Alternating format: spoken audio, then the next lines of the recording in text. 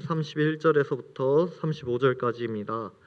누가복음 13장 31절에서부터 35절까지를 교독하시고 마지막 절 함께 읽도록 하겠습니다. 곧 그때 어떤 바리새인들이 나와서 이르되 나가서 여기를 떠나소서 헤롯이 당신을 죽이고자 하나이다.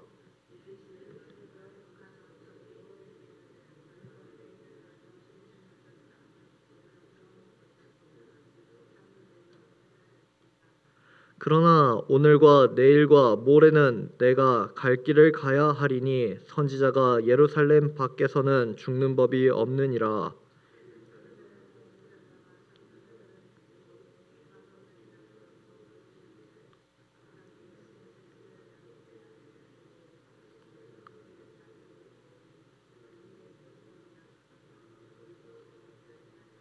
함께 읽겠습니다. 보라, 너희 집이 황폐하여 버린 바 되리라. 내가 너희에게 이르노니 너희가 주의 이름으로 오시는 이를 찬송하리로다 할 때까지는 나를 보지 못하리라 하시니라. 아멘. 오늘 본문은 예수님께서 구원에 대해 말씀하신 이후에 일어난 일을 기록하고 있습니다. 바리새인들이 예수님께 나와서 이곳을 떠날 것을 말씀하고 있습니다. 그 이유는 헤롯이 예수님을 죽이려 하고 있기 때문입니다. 그러나 예수님은 그들의 말을 따라 피신하지 않았습니다. 왜냐하면 아직 예수님의 사역이 남아있기 때문입니다. 예수님은 그 모든 일을 마치셔야 온전히 사명을 감당하실 수 있습니다. 바로 우리와 하나님과의 관계를 회복시키는 그 십자가 사역을 완성하실 수 있는 것입니다. 그러니 예수님은 오늘 본문을 통하여 자신의 사명을 감당하기 위해 먼저 본을 보이셨습니다. 위협으로부터 피난하고 도망치는 것이 아니라 그 사명을 감당하기 위해 자신의 길을 끝까지 가신 것입니다. 우리도 오늘 이 본문을 통하여 예수님이 먼저 본을 보이셨듯이 우리도 각자의 사명의 길을 끝까지 걸어가기를 소망합니다. 내용 관찰을 보시겠습니다. 바리새인들이 예수님께 전한 내용은 무엇입니까? 31절에 이렇게 기록되어 있습니다. 곧 그때 어떤 바리새인들이 나와서 이르되 나가서 여기를 떠나소서 헤롯이 당신을 죽이고자 하나이다. 바리새인들은 예수님께 떠날 것을 전합니다. 그 이유는 권력자 헤롯이 예수님을 죽이려 하기 때문이죠. 이 바리새인들이 어떤 의도를 갖고 예수님께 이 말을 전했는지 알기 어렵습니다. 인간적인 호의인지 아니면은 고도로 전략적인 위협인지 분명히 알 수는 없습니다. 그러나 분명한 것은 헤롯의 위협을 피해 예수님 이곳에서 떠나십시오라고 바리새인들이 말을 한 것입니다. 다음으로 내용 관찰 2번입니다. 헤롯의 위협에 대해 들은 예수님께서는 어떤 반응을 보이십니까? 32절에 이렇게 기록되어 있습니다. 이르시되 너희는 가서 저 여우에게 이르되 오늘과 내일은 내가 귀신을 쫓아내며 병을 고치다가 제3일에는 완전하여지리라 하라.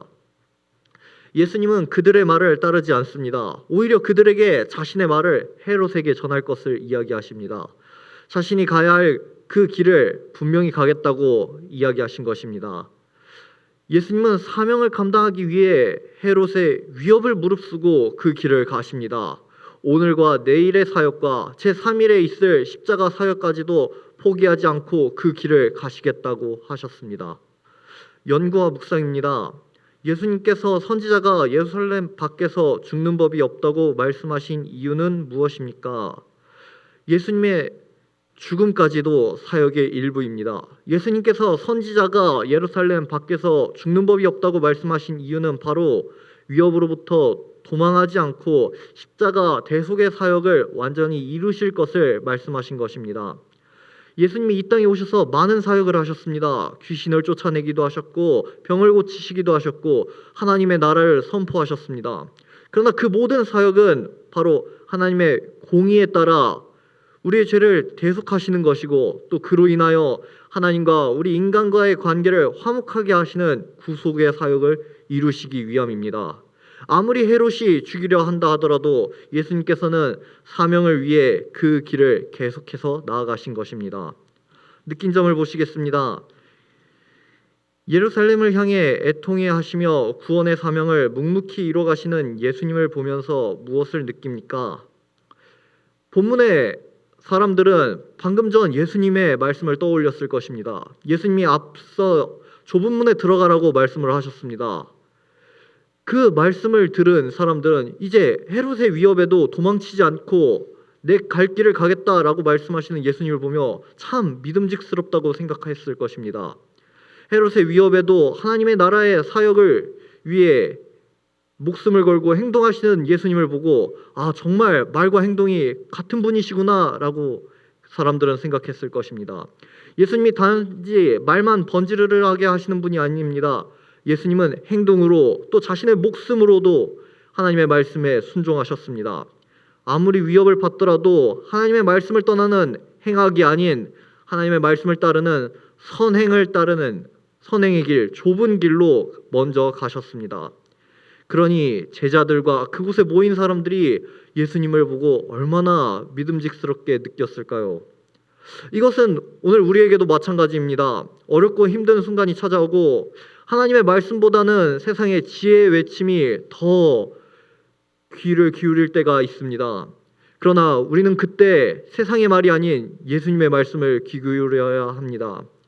우리를 위해 애통하시고 구원의 사명을 이루시는 주님을 바라볼 때 우리 교회를 통해 사람들이 예수님을 바라보게 될 줄 믿습니다. 결단과 적용입니다. 내가 사명을 따라가다가 반대와 난관에 부딪혀 갈등했던 경험이 있다면 언제입니까?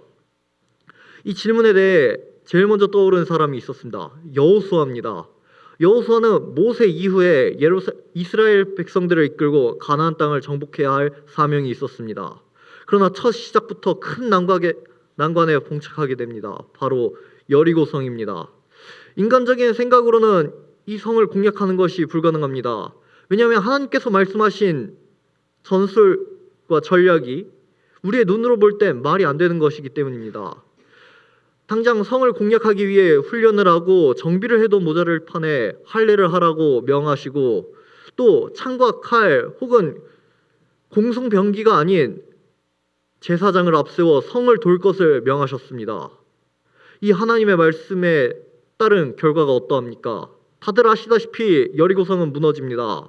전쟁의 승패는 인간에게 달려있는 것이 아닙니다. 하나님께 달려 있습니다. 우리의 사명 또한 마찬가지입니다. 하나님께서 전쟁을 승리하셨듯이 우리를 통해 사명을 이루실 것입니다. 우리가 사명을 감당하는 것은 우리의 힘이나 지혜나 어떠함이 아니라 하나님께 달려 있습니다. 우리가 분명 씨를 뿌리기도 하고 물을 주기도 하지만 그것을 자라게 하시는 이는 하나님이십니다. 그렇다면 우리는 어떻게 행동해야 할까요? 다음 질문은 내게 맡겨주신 사명의 길을 묵묵히 걸어가기 위해 무엇을 결단하겠습니까? 하고 묻습니다. 우리가 사명의 길을 묵묵히 걸어가기 위해서는 필요한 것이 딱 하나 있습니다. 바로 믿음입니다. 우리는 하나님을 의지해야 합니다. 우리는 거룩한 백성으로 그 길에 참여하게 되었습니다. 이 길에 참여한 것이 우리가 잘나서가 아니라 이뻐서가 아니라 하나님께서 우리를 택하신 하나님의 은혜로 우리가 이 길을 가게 되었습니다. 이 길은 믿음으로 걷는 길입니다. 하나님께서 이끄시고 이루실 것을 믿는 믿음으로 걷는 길입니다. 그러니 우리는 믿음을 지키기 위해 분투해야 합니다. 바로 말씀을 가까이 해야 합니다. 오늘 통독할 본문은 사무엘상 1장에서 3장까지입니다. 하나는 분인나로 인한 슬픔을 여호와께 나와 기도합니다. 자신의 슬픔을 위로하실 분이 아들을 주실 분이 하나님이라는 것을 믿고 기도했습니다. 이윽고 사무엘을 얻고 서원대로 사무엘을 하나님께 바칩니다. 우리가 사명의 길을 갈 때 슬픈 일이 있을 수 있고 괴로운 일이 있을 수 있습니다. 그때 우리는 포기하지 말아야 하고 하나님을 바라보아야 합니다. 우리의 사명의 길의 끝에는 하나님의 영광이 있습니다. 우리가 그 길을 끝까지 갈 수 있도록 하나님께 영광을 돌릴 수 있도록 하나님께서는 우리를 말씀으로 인도하십니다. 한나를 통해 사무엘을 예비하셨고 또 그녀의 기도를 받으시고 사무엘을 보내셨습니다. 사무엘을 통해 다윗을 세우시고 그 다윗의 후손으로 예수님이 나타나셨습니다. 그 이야기가 한나의 기도가 우리에게도 이루어질 줄 믿습니다. 우리가 이 시간 모여서 하나님의 나라를 위해 기도하고 성전의 리모델링을 위해 기도하고 오늘 드려질 예배를 위해 기도하는 것이 절대 헛되지 않고 절대 작은 것이 아닙니다. 하나님께서 이 기도를 받으시고 기도를 들으시고 우리를 통해 하나님의 영광을 나타낼 줄 우리가 믿어야 합니다. 그러니 우리를 통해 영광 받으실 하나님을 말씀으로 신뢰하고 사명의 길을 끝까지 완주하는 우리 교회 성도님들이 되시기를 간절히 소망합니다. 이 시간 함께 세 가지 기도 제목으로 기도하시겠습니다. 첫째, 내 삶의 목적이 하나님께 영광을 돌리는 것을 잊지 않고 살아가게 하옵소서.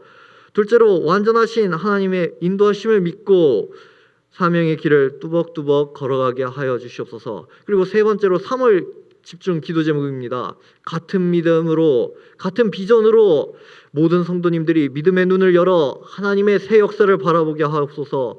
새로운 공간이 다음 세대로 모든 열방을 구원하는 축복의 통로가 되게 하여 주시옵소서. 이 기도 제목을 놓고 함께 주여 한번 부르시고 기도로 나아가겠습니다. 주여, 하나님 아버지 감사합니다. 주님과 이 시간 하나님께 기도합니다. 우리 삶의 목적이 하나님의 영광을 돌리는 것이라는 것을 우리가 잊지 않고 말씀을 통해 이 길을 가게 하여 주시옵소서. 온전하신 하나님을